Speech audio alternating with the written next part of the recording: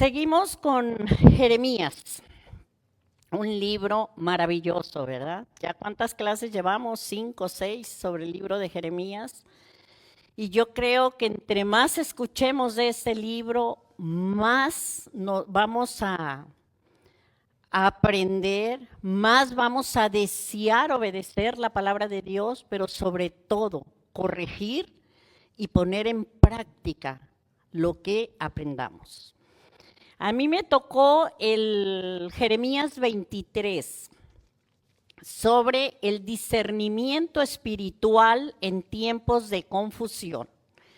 Y lo dividí en 4 partes: contexto histórico, juicio contra los pastores infieles, denuncia de los falsos profetas y condena por rechazar la palabra de Dios. Quizás con los temas ustedes digan, ay, fuerte, pero yo creo que la palabra de Dios debe ser así y la debemos de tomar como está escrita, como Él nos las dio. Y empezamos con un poco de contexto sobre el capítulo 23, porque ya han hablado los hermanos sobre el contexto del libro y cada uno ha ido exponiendo contexto de cada capítulo que le ha tocado. El capítulo 23 se desarrolla entre finales del siglo VII y principios del VI antes de Cristo, durante el turbulento declive del reino de Judá, que estaba amenazado por el imperio babilónico y sumergido en una profunda corrupción espiritual y política. Previo a la destrucción y el exilio, la nación estaba profundamente marcada por la idolatría, la injusticia social y la decadencia moral. Asimismo, el oficio de profeta estaba lleno de adúlteros, malvados e injustos, que presumían hablar en nombre de Dios cuando Él no había hablado. Pero había un verdadero profeta de Dios, Jeremías. Y yo quiero compartirles algo de Jeremías que nos debe de ayudar, que nos debe de enseñar y que debemos de aprender y ponerlo en práctica. Cómo se distingue Jeremías, qué distingue a Jeremías. Número 1, su humildad y sinceridad. Cuando él fue llamado por el Señor, él tuvo la humildad de reconocer y de su juventud. Él era joven, entre 17 y 20 años. Reconoció su inseguridad, expresando sus dudas y temores ante Dios. Número 2, su fidelidad y obediencia. Desde Génesis hasta el Apocalipsis, ¿qué nos pide el Señor? Obedecer su palabra. Para eso nos las dejó. No nos las dejó para que nos llenemos de conocimiento y nos paremos aquí a hablar lo que se nos venga a la cabeza. No. Para que la obedezcamos, la estudiemos y la pongamos en práctica. Durante su ministerio, el profeta Jeremías enfrentó rechazo, persecución y sufrimiento. Con todo esto, cumplió fielmente con las difíciles tareas que Dios le encomendó. Número 3, su valentía y firmeza. Siempre transmitió, y eso es lo que el Señor pide en su palabra. Yo creo que es una de las enseñanzas más grandes que vamos a sacar de este libro, entre muchas. Él transmitió los mensajes que eran duros, todos de advertencia, lo decían en la clase pasada. Todo el profeta le hablaba a usted advirtiendo, si pecas, si haces esto. Eso era el mensaje del profeta Jeremías. Y lo transmitió igual, siempre como Dios se lo daba, Él lo transmitió. Aún sobre las consecuencias de haber dejado a Dios.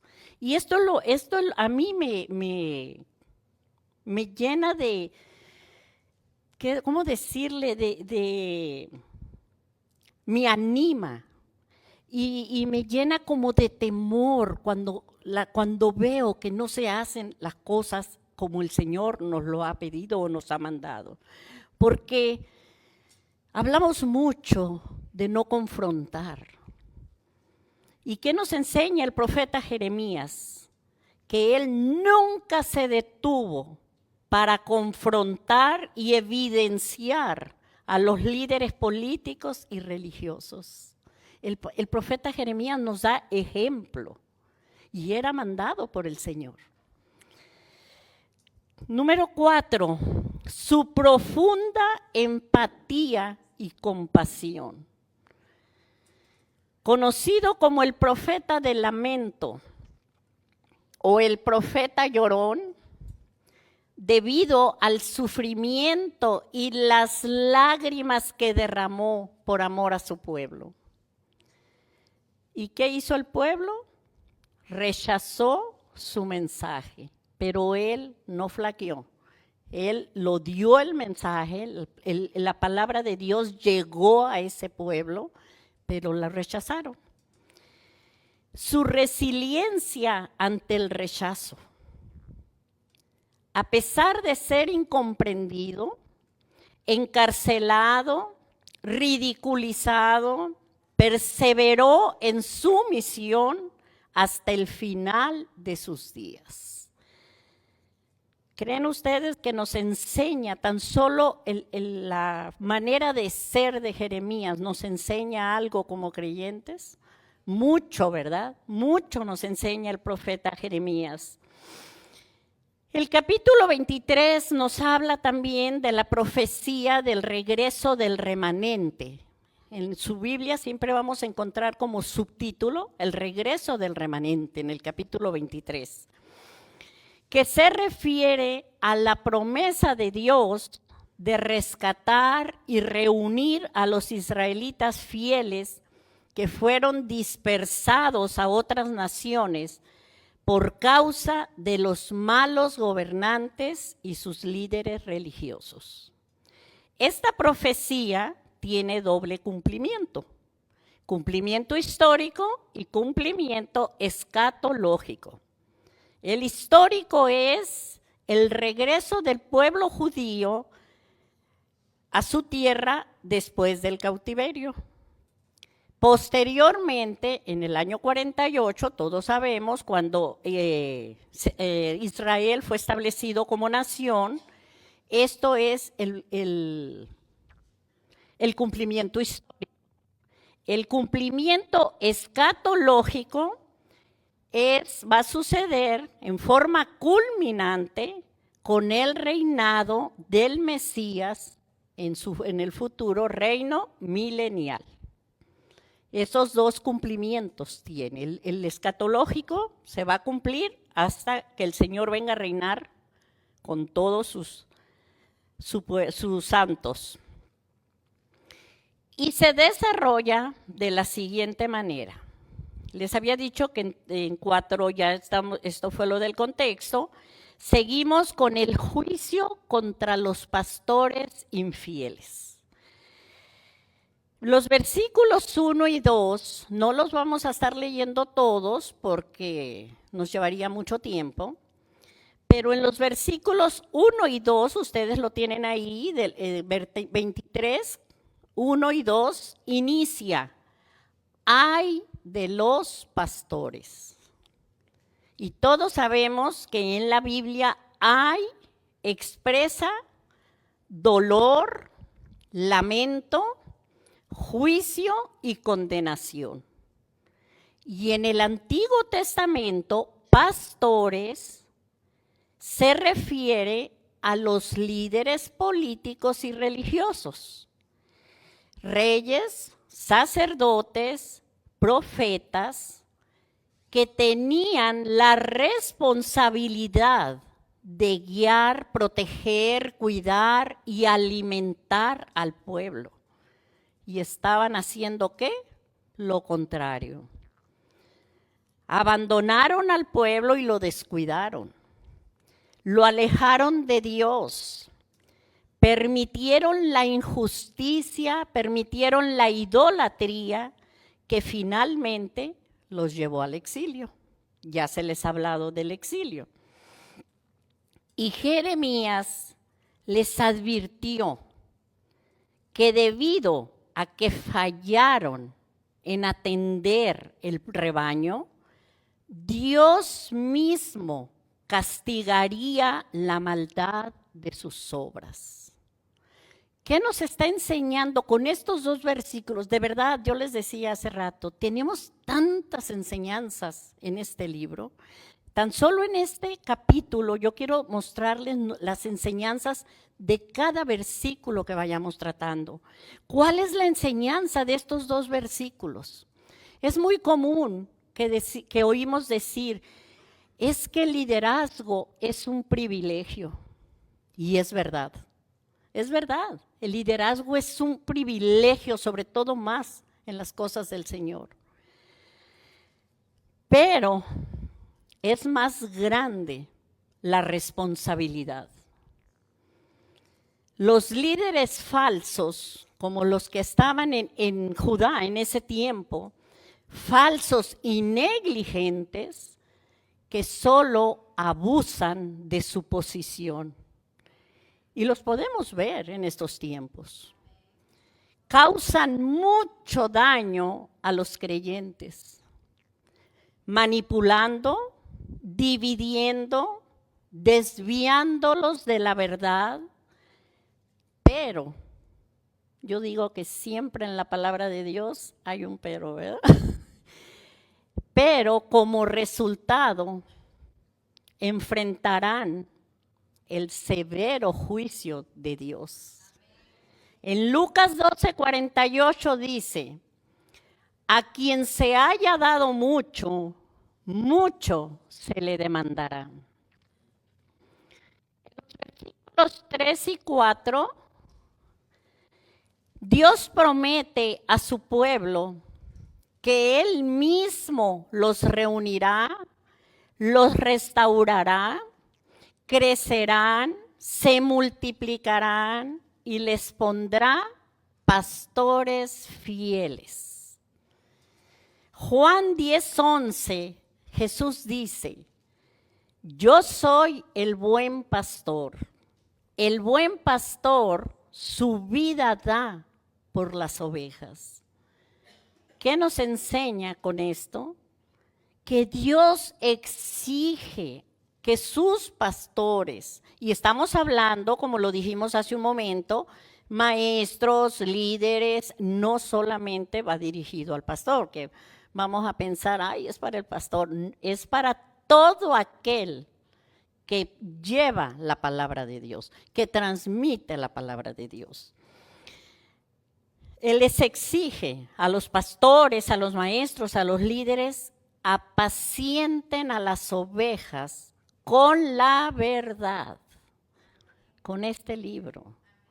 No los entretengamos, no hagamos otra cosa que no sea, porque no somos nosotros los que vamos a convencer a nadie. Es la palabra de Dios la que convence, es la palabra de Dios la que habla. Yo me puedo deshacer hablando, pero si no hablo la palabra de Dios, no va a llegar al corazón de mis hermanos, porque es Dios en su palabra el que está hablando. Por eso es la obligación de nosotros dar la palabra de Dios. De apacentar a las ovejas con la verdad, con la justicia y el temor de Dios, que vemos que se está perdiendo el temor de Dios. y muy rápido. Sigue avanzando. En los versículos 5 y 6, Jeremías anuncia que Dios levantará un renuevo justo. Sabemos lo que es un renuevo justo, ¿verdad? Una planta que ya está casi muerta, se puede decir, y va a salir un renuevo, una ramita viva ahí. Y la planta sigue a través de ese renuevo. No sé si lo expliqué bien. Retoño, sí, un retoño. De la descendencia de David, dice Jeremías. Y Lucas 1, 32 y 33 dice, este será grande y será llamado Hijo del Altísimo. Y Dios le dará el trono de David, su padre. ¿A quién se está refiriendo? A Jesús, al Mesías, ¿verdad? Que a diferencia de los reyes corruptos de Judá, será un rey perfecto que gobernará con sabiduría, con rectitud y justicia, trayendo salvación y seguridad. Y será llamado Jehová, justicia nuestra. ¿Qué está mostrándonos aquí? La divinidad del renuevo, la divinidad del Mesías, ¿verdad? Y que es la única fuente de nuestra justificación. Tenemos que tener muy claros, hermanos, la enseñanza que nos dan estos versículos. Es la única fuente. El hombre no puede justificarse a sí mismo. De verdad que si queremos justificarnos de cualquier cosa, lo vamos a hacer porque podamos encontrar 1000 maneras de hacerlo. Pero justificarnos con la justicia del Señor, como lo hizo Él, nosotros mismos no podemos hacerlo. No podemos hacerlo porque por eso Cristo tomó nuestra culpa en la cruz, para proveernos salvación. En 1 de Corintios 1:30 dice, Cristo Jesús, el cual nos ha sido hecho por Dios sabiduría, justificación y santificación y redención. El que se gloría, gloríese en el Señor. En los versículos 7 y 8, hermanos, del capítulo 23, alguien que me quiera leer el versículo 7 del capítulo 23.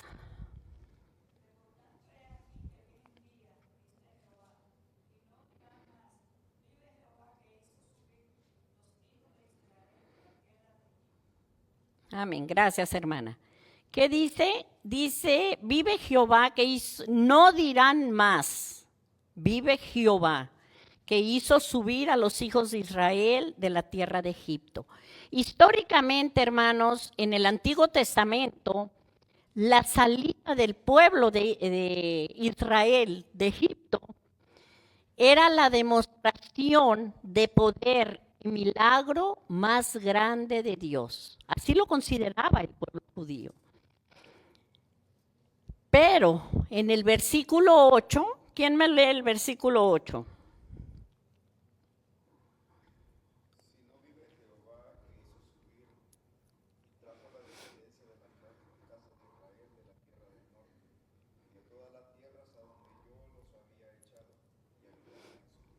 Gracias, hermano. ¿Qué está proclamando aquí el Señor?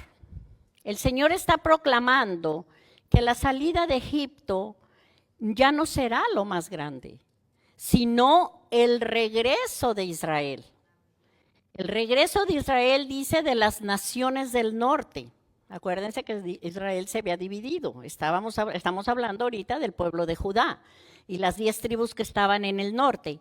Y primeramente se van a reunir estos y luego dice, y de todo el mundo donde fueron dispersados. ¿Cuál es la enseñanza en estos dos versículos? Que Dios es soberano. Así como dispersó, porque Él fue el que permitió la dispersión de Israel por su desobediencia. Tiene el poder el Señor de reunirlos nuevamente. Y además, el Señor ofrece siempre una luz de esperanza. Debemos de entender, hermanos, que ninguna disciplina, y esto nos enseñan estos capítulos que estamos estudiando, que ninguna disciplina temporal de Dios cancelará sus promesas. Podemos estar seguros. ¿Por qué? Porque sus promesas son eternas. Gracias por su gracia y su misericordia. Porque por mérito propio, no. Y además, hermanos, nos enseña que debemos permanecer con la mirada puesta en nuestro Señor Jesucristo, quien pagó nuestra deuda de pecado. No sé si vamos muy rápido o seguimos igual. El tiempo a veces, estar viendo el reloj, ahí decimos que nos alcance el tiempo. Pasamos a los versículos 9 al 32, que es la denuncia de los falsos profetas. Y vamos a estar primeramente hablando de los versículos del 9 al 15. Aquí en estos versículos, vamos a leer algunos. Jeremías nos muestra su quebrantamiento, su dolor, su angustia. Estaba destrozado espiritualmente.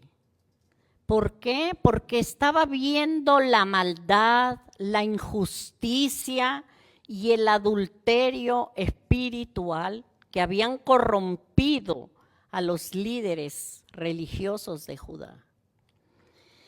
Se habían vuelto tan malos, hermanos, así lo dice la palabra, se habían vuelto tan malos como los de Sodoma y Gomorra.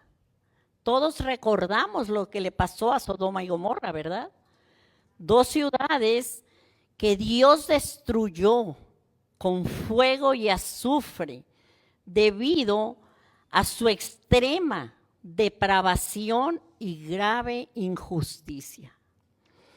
Líderes que en vez de llamar al arrepentimiento, ¿qué hacían? Promovían el pecado. Y no es solamente promoverlo, hermanos. Hay otros que lo esconden. Estoy hablando de líderes que proclaman la palabra de Dios. Otros lo esconden. Otros lo suavizan. ¿Para qué? Para no ofender. La palabra de Dios no ofende. La palabra de Dios enseña. Y si la obedecemos nos va a dar vida eterna. Si no, no, hermanos. En los versículos 12 y 15, vamos a leer el 12.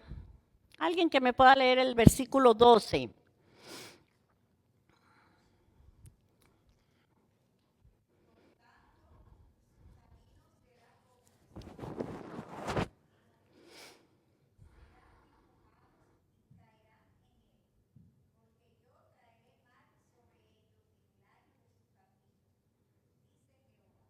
La palabra es clara, hermanos. La palabra es clara. El 15, ¿qué dice? ¿Alguien más quiere leerme el 15?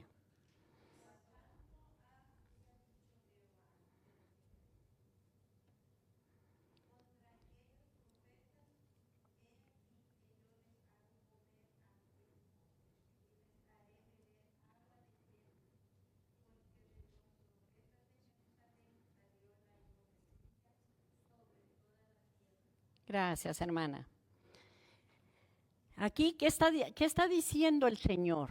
El Señor está declarando que el juicio es inevitable para aquellos que caminan en tinieblas, hermanos, engañando a otros. Y cuando les dice el Señor, lo que leía la hermana Susi, cuando les dice que les dará de comer ajenjos y de beber agua con hiel, son metáforas de un juicio doloroso y mortal. Eso significa lo que el Señor les está diciendo. Es grave lo que hace un profeta falso, el que transmite la palabra con mentiras para caer bien, para agradar. ¿Qué nos enseñan estos capítulos que acabamos de ver? Que Dios juzga con mayor severidad a quienes enseñan falsedades en su nombre y sobre todo desvían a sus ovejas. Santiago 3:1 dice: no nos hagamos maestros muchos de vosotros, sabiendo que recibiremos mayor condenación. Todo aquel, hermanos, que proclama la palabra de Dios, no tiene que adulterar la palabra. Démosla, hablemosla como está, como Dios la dio. Por eso nos las dejó. ¿Para qué? Para que también nosotros estemos listos y no nos dejemos engañar, ¿verdad? En Lucas 12:48 dice: al que mucho se le haya confiado, más se le pedirá. Y además, los verdaderos siervos de Dios, hermanos, son los que sienten dolor, sufrimiento, como Jeremías nos está enseñando, que él era empático con su pueblo. Por eso recibió el apodo del profeta llorón. ¿Por qué? Porque él lloraba por el sufrimiento de su pueblo, porque él les estaba dando la verdad y su pueblo la estaba rechazando. Y así debemos nosotros sentirnos, cuanto más los que están bajo un liderazgo, los que están bajo una responsabilidad mayor, pero yo creo que todos como creyentes debemos de sentirnos, hermanos, de sentir ese dolor de Jeremías, ese sufrimiento de Jeremías, cuando el nombre de Dios es blasfemado y distorsionada su palabra. Romanos 2:24 dice: porque como está escrito, el nombre de Dios es blasfemado entre los gentiles por causa de ¿quién? De vosotros. Qué triste, hermanos, qué triste, porque se supone que nosotros conocemos la verdad. ¿Por qué? Porque nosotros somos los que tenemos que dar testimonio al inconverso. Pero dice el apóstol Pablo en Romanos: porque es blasfemado entre los gentiles por causa de vosotros. En 2 de Timoteo 4:5, el apóstol Pablo dice: muchos profesan piedad, pero niegan la eficacia de ella.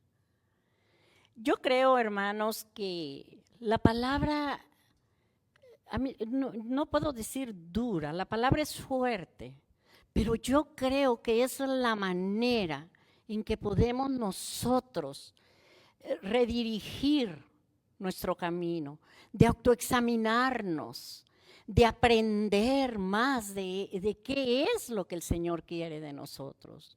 No, hablamos mucho de los tiempos difíciles que estamos viviendo. Entonces, como tenemos la empatía de Jeremías, tenemos la resiliencia de Jeremías, Tenemos el dolor de Jeremías por nuestros hermanos o por los que no son nuestros hermanos, por todas esas personas en una cárcel, por todas esas personas enfermas, los hospitales llenos que no tienen al Señor. ¿Estamos siendo nosotros empáticos?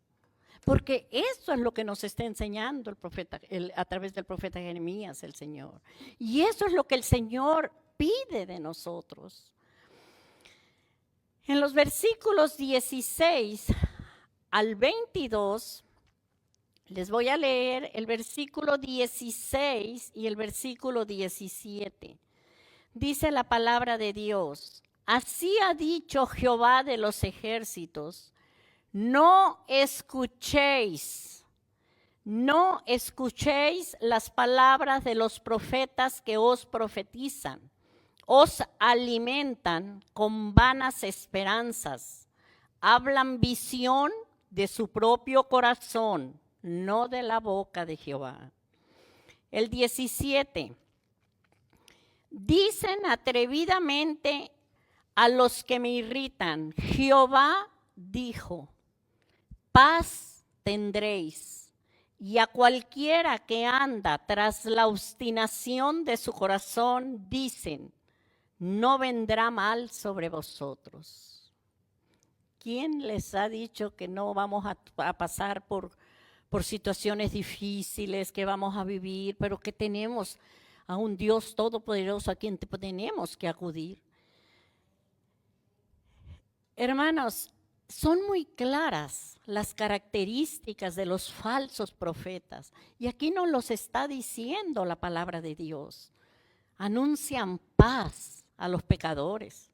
Les prometen que nada malo les va a pasar. ¿Qué dice el Señor? Están hablando de su propia imaginación. Llenan al pueblo de falsas esperanzas.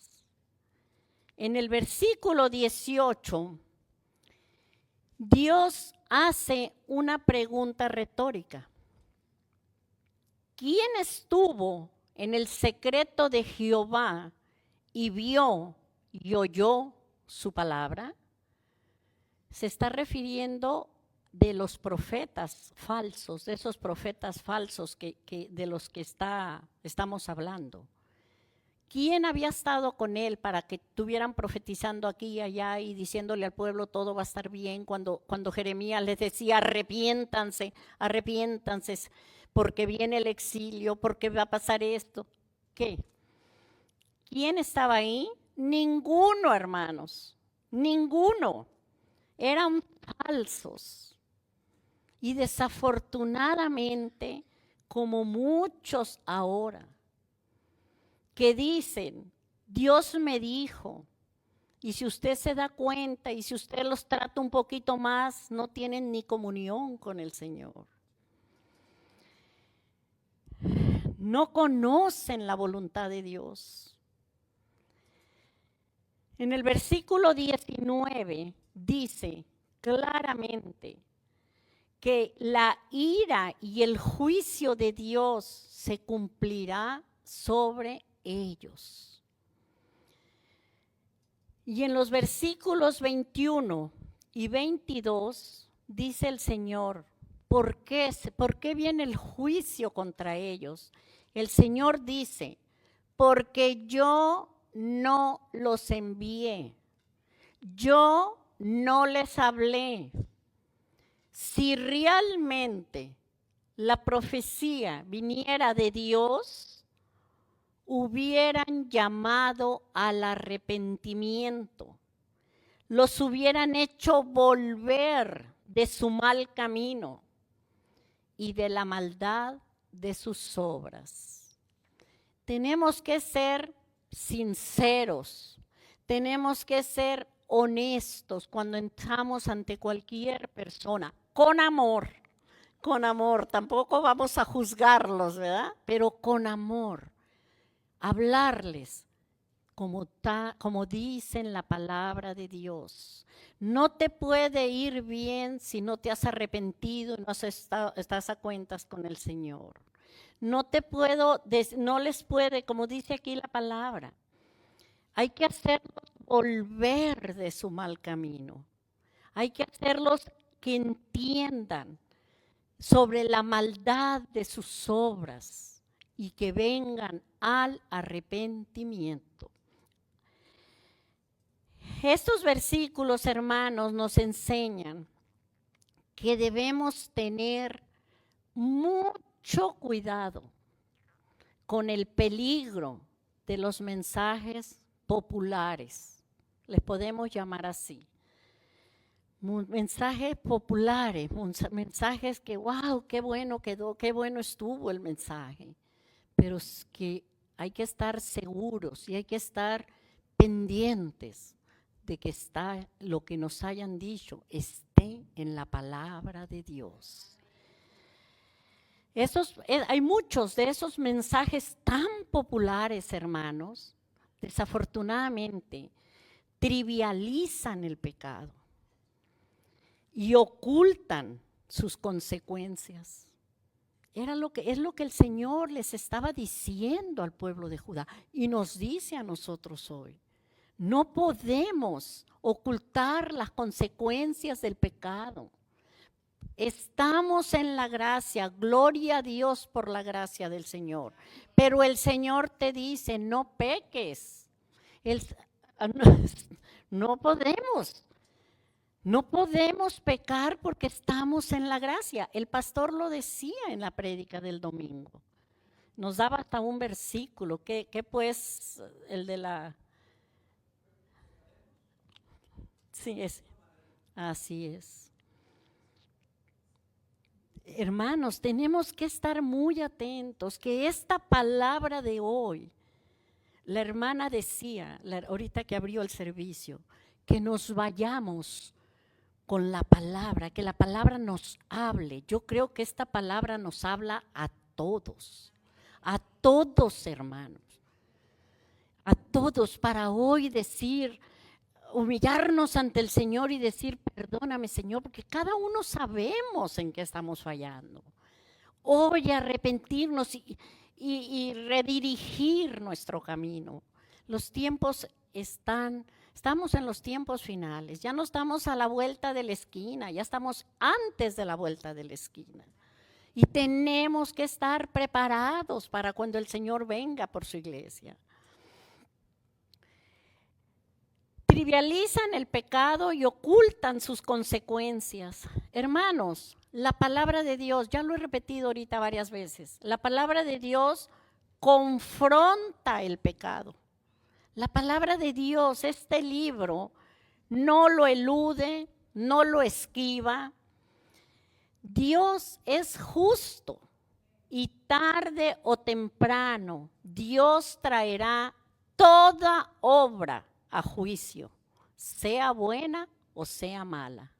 Toda obra, todo lo que hagamos va a llegar ante el juicio del Señor. En los versículos 23 al 32, sigue haciendo preguntas el Señor. Y ahora hace 3 preguntas retóricas, porque él ya las conocía, ya sabía. Dice el Señor, ¿soy yo Dios de cerca solamente y no Dios desde muy lejos? ¿Se ocultará alguno, dice Jehová, en escondrijos que yo no lo vea? ¿No lleno yo, dice Jehová, el cielo y la tierra? Hermanos, tan solo con las preguntas, cómo inmediatamente nos vamos a tantas cosas, ¿verdad? Dice el Señor, yo soy Dios solamente de cerca. Él es Dios, Él es Dios. Y tenemos nosotros que estar como creyentes en obediencia, buscando la santidad, donde quiera que estemos, no solamente cuando venimos aquí al templo, es nuestro diario vivir,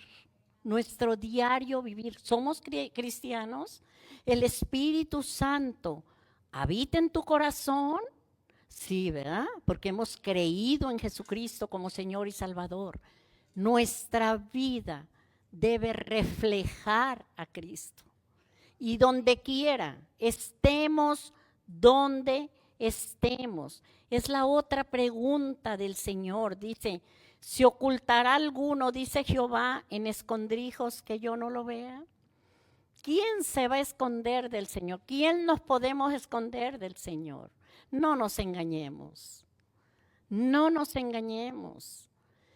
Y escuchemos la palabra y busquemos más del Señor de su palabra. Estos profetas afirmaban recibir revelaciones de Dios en sueños. Y yo creo que Dios puede hablar a través de sueños. Yo lo creo, no me lo vayan a malinterpretar. Yo lo creo. Pero el sueño que usted tenga tiene que estar aquí. Así es, reflejado aquí. Porque si no, cualquier cosa, a veces como cenamos mucho y cualquier cosa que soñemos fue del Señor. No, hermanos. Hay que tener mucho cuidado. Y creo que el Señor nos puede hablar a través de sueños, audiblemente, porque Él es Dios, Él es soberano y nos va a hablar como a Él le plazca. Lo creo. No se malinterprete. Y dice, afirmaban recibir revelaciones de Dios en sueños y hablaban mentiras. ¿Por qué? Porque no estaba sustentado con la palabra de Dios. Diciendo, soñé, palabras de su propia imaginación. Y así engañaban al pueblo. En Mateo 7:15 dice la palabra, guardaos de los falsos profetas que vienen a vosotros vestidos de ovejas, pero por dentro son lobos rapaces. Y pasamos a los versículos 28 y 29 del capítulo 23. 28 y 29, y dice la palabra de Dios, el profeta que tuviere un sueño, cuente el sueño, y aquel a quien fuere mi palabra, cuente mi palabra verdadera.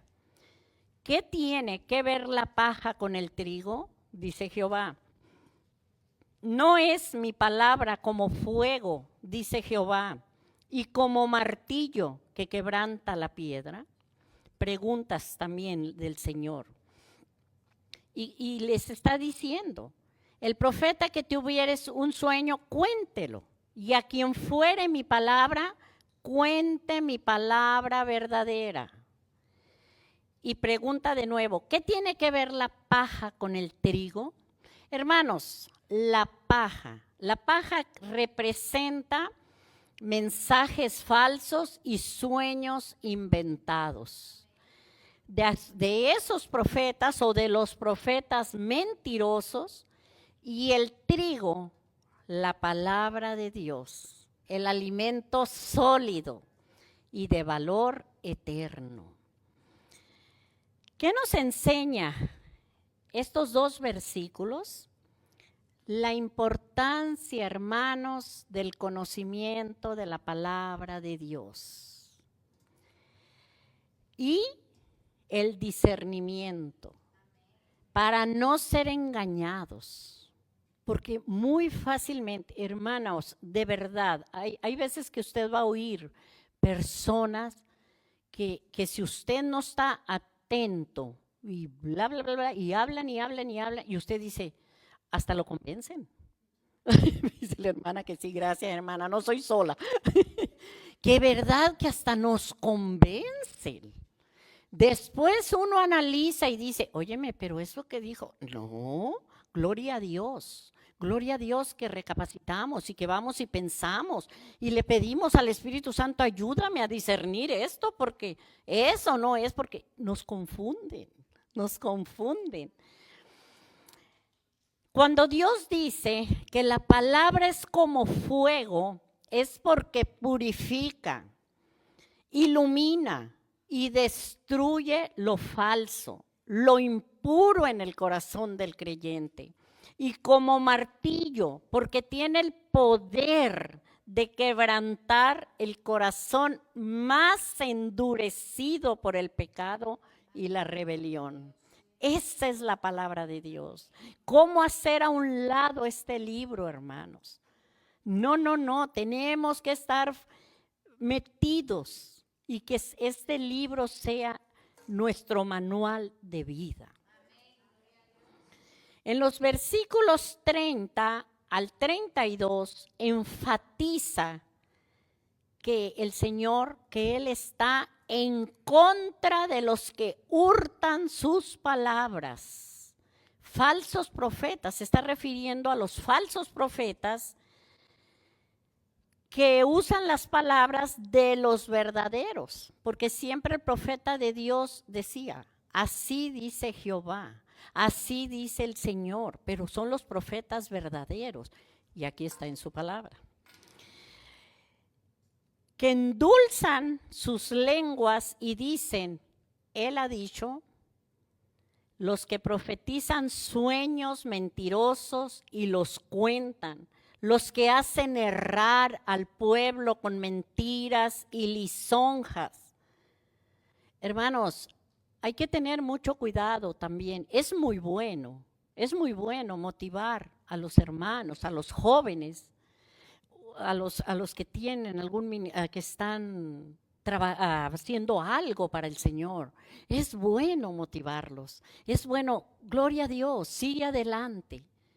Hay que darles su palmadita, hay que ayudarlos, hay que apoyarlos, hay que darles una palmadita. O a los hermanos, qué bien estuvo me gustó su mensaje, gloria a Dios. Eso es bueno, hermanos. Pero, tristemente, hermanos, no los exaltemos de más. No los exaltemos de más. No los tratemos con lisonjas, hermanos. ¿Por qué?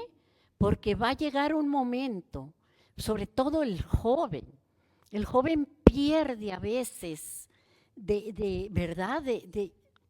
Pierde piso.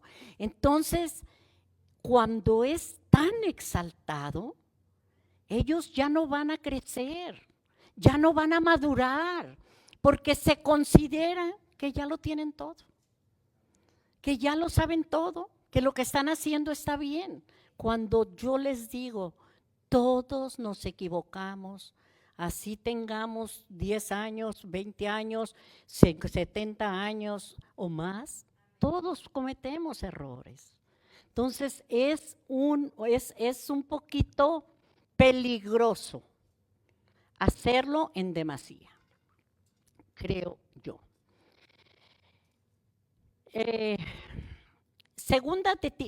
Dice la palabra, juicio y condenación será para ellos. Segunda de Timoteo 4:3-4 dice, porque vendrá tiempo cuando no sufrirán la sana doctrina, sino que teniendo comezón de oír, se amontonarán maestros conforme a sus propias concupiscencias, y apartarán de la verdad el oído, y se volverán a las fábulas. Seguimos con el punto número 4. Dice, condena por rechazar la palabra de Dios. Y con esto son los versículos 33 al 40.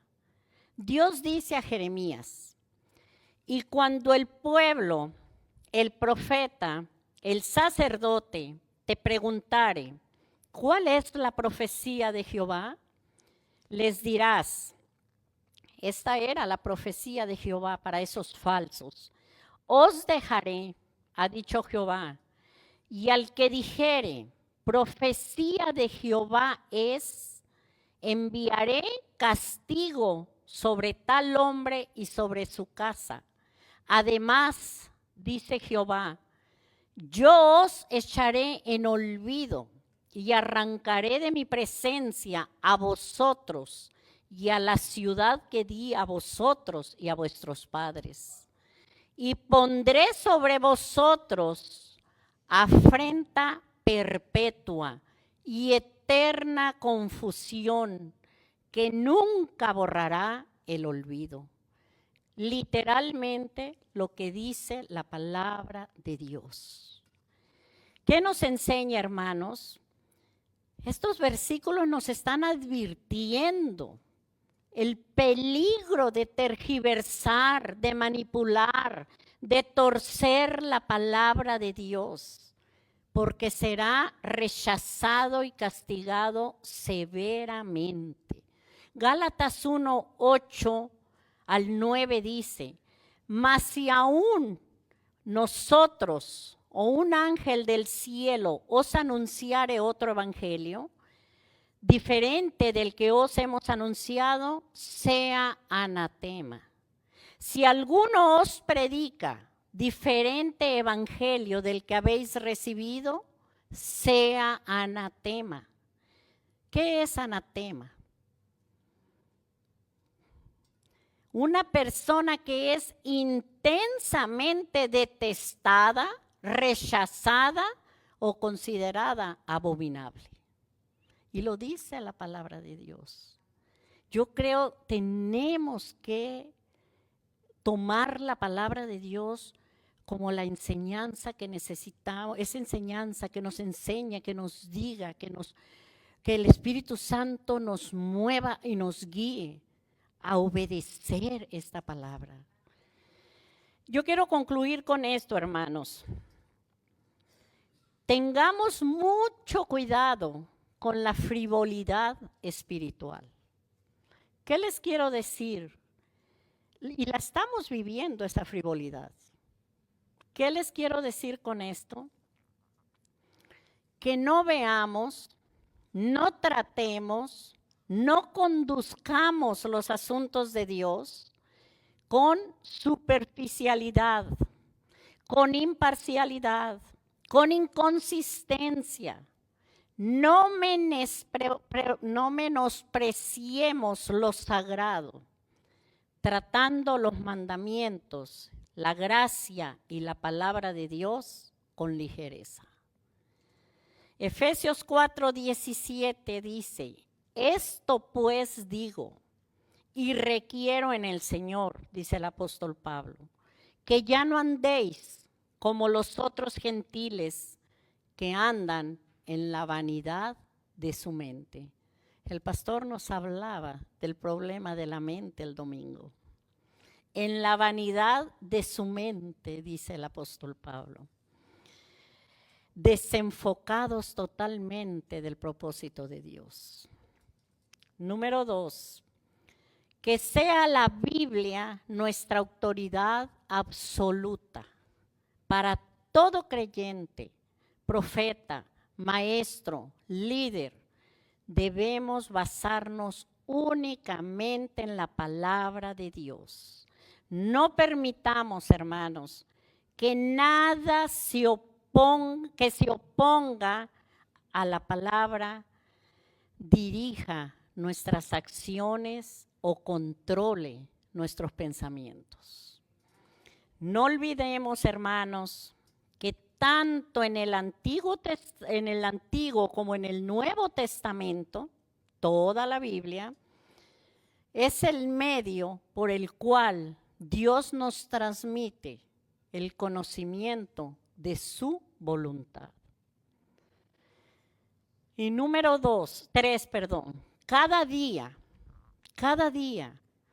busquemos más agradar a Dios, obedeciéndole y santificándonos, porque sabemos que sin ello nadie verá al Señor. Nadie, hermanos.